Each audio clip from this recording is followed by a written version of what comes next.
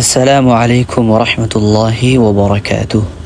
আমি বর্তমানে সৌদি আরবের একটি সরকারি মসজিদে আসর থেকে মাগরিব পর্যন্ত ছোট ছোট বাচ্চাদেরকে কোরআনুল কারীম হিফজ শেখাই।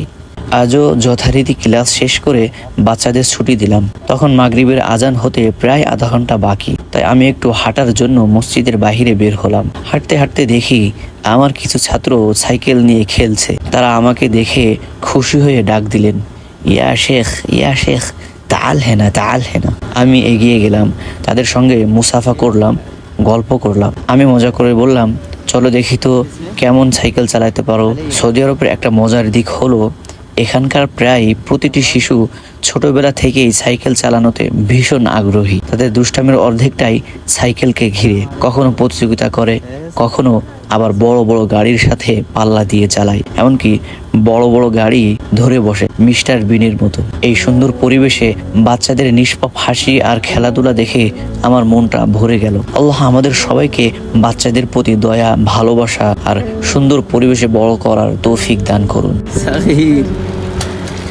মাশাআল্লাহ, মাশাআল্লাহ।